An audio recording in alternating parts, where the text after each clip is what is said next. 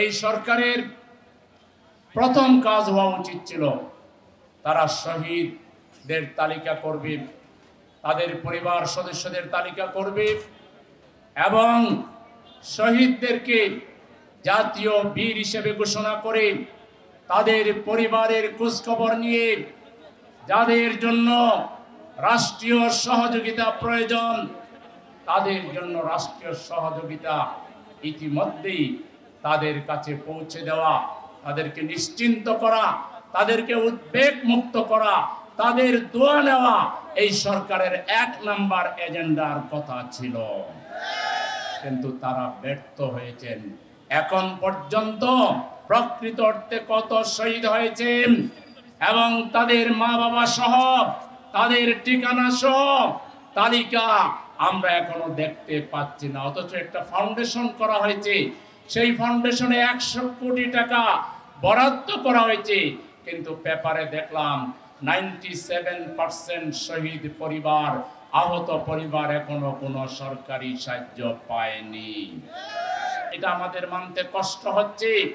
আজকের প্রোগ্রাম থেকে আবারও জোরালো দাবি জানাচ্ছি, কাল বিলম্ব না করে আগামী 15 দিনের ভিতরে শহীদদের নামের তালিকা প্রকাশ করে তাদেরকে জাতীয় বীর ঘোষণা করে তাদের পরিবারের জন্য আজীবনের বন্দোবস্ত এই সরকারকে ঘোষণা করতে হবে। যদি এটুকুও করতে না পারেন আপনাদের ব্যাপারে জাতি হতাশ হয়ে যাবে। ২ নাম্বার, আমাদের আহতদেরকে দেখতে গিয়েছিলেন, সবাইকে দেখবার সময় পেলেন না, বাধার সম্মুখীন হলেন, এরপরে তারা বিছানাপত্র সহ রাস্তায় চলে আসলো। এটা কোনো ভালো লক্ষণ কিন্তু হলো না। আমাদের আহত ভাইদেরকে ফ্রি চিকিৎসা দিচ্ছেন, ভালো কথা, কিন্তু তাদের তো ছেলে মেয়েরা না খেয়ে আছে, স্ত্রী না খেয়ে আছে, তাদের তো পরিবার আছে।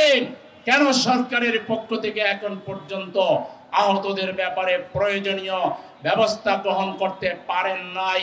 এটাও কিন্তু আমরা সহজভাবে খুব ভালো কাজ হিসাবে মনে করি না।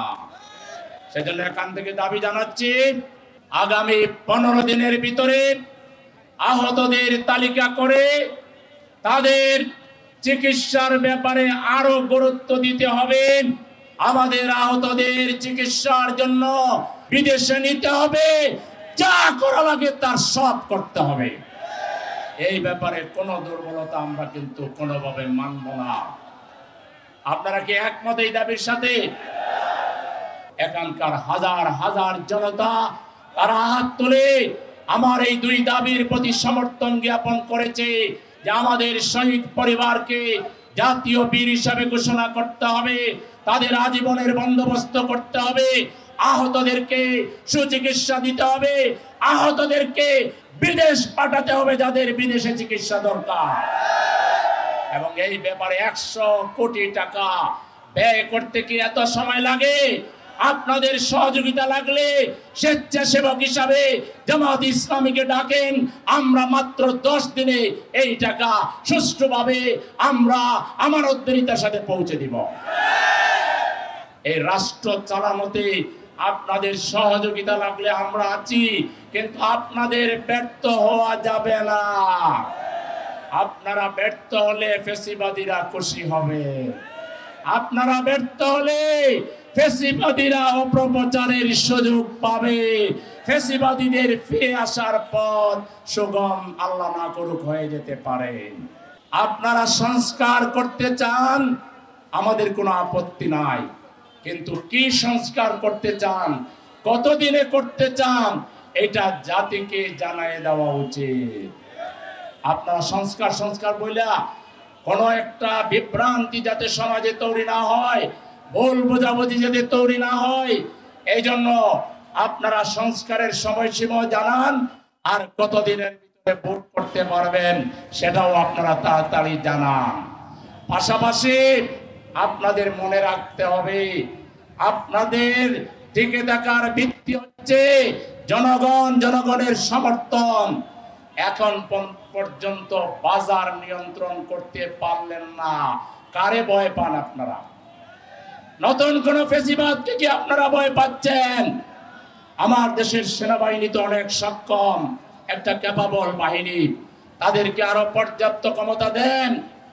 চাঁদাবাজদেরকে, সিন্ডিকেটের সদস্যদেরকে ধরে নিয়ে জাতির সামনে ওদের নাম তালিকা সহ প্রকাশ করে দেন। প্রকাশ্যে দিবালোকে বিচার করেন। কোন চাঁদাবাজি, টেন্ডারবাজি, দখলবাজি বাংলাদেশে যদি কেউ প্রশ্রয় দেন, তিনিও ফ্যাসিবাদকেই মূলত সহযোগিতা করবেন।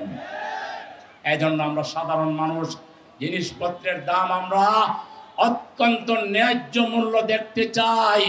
এই সরকার যদি না পারে, তাহলে তো এই জাতির ভাগ্যে দুর্ভোগ ছাড়া আর কিছুই থাকবে না। এজন্য আমরা বলবো, এই সরকারকে আরো কঠোর হইতে হবে, আরো গতিশীল হইতে হবে, আরো তৎপর হইতে হবে, এবং জনগণের যাতে না বিশ্বাস না উঠে, জনগণ যেন আস্থা হারায় না ফেলে, জনগণের মধ্যে যাতে ঐক্য বিরাজ করে, সেজন্য এই সরকারকে আরো কার্যকরী পদক্ষেপ নেওয়ার জন্য আমি আহ্বান জানাচ্ছি। বিগত ফ্যাসিবাদী সরকার বাংলাদেশের অস্তিত্বকে বিলীন করে দেওয়ার জন্য তারা পরনির্ভরশীল পররাষ্ট্রনীতি, যেটা ছিল একটা দেশকে দাসত্বের নিগড়ে নেওয়ার জন্য, পরাধীন বানাবার জন্য যা কিছু করা লাগে তার সব কিছু প্রতিবেশীর প্রেমে পড়ে বাংলাদেশের মানুষের ঘৃণায় তারা আস্থা করে নিক্ষিপ্ত হয়েছে। ফেরানির লাশ ঝুলে থেকেছিল, প্রতিবাদ জানাতে পারেনি। একের পর এক সুবিধা দিয়ে তারা বাংলাদেশের জনগণের বিরুদ্ধে তারা অবস্থান নিয়েছিল। তারা খুন, গুম, সন্ত্রাস আর আমাদের ভাইদেরকে, নেতৃবৃন্দকে শহীদ করার মাধ্যমে বাংলাদেশের রাজনৈতিক নেতৃবৃন্দকে হত্যার মাধ্যমে এখানে একটা বিরাজনীতিকরণ করার প্রয়াস চালিয়েছিল।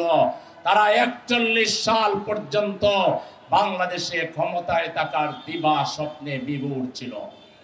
তারা ছাত্র সমাজের একটা ন্যায্য দাবিকে, ছাত্র সমাজকে তারা সন্ত্রাসী বলে আখ্যা দিয়েছিল।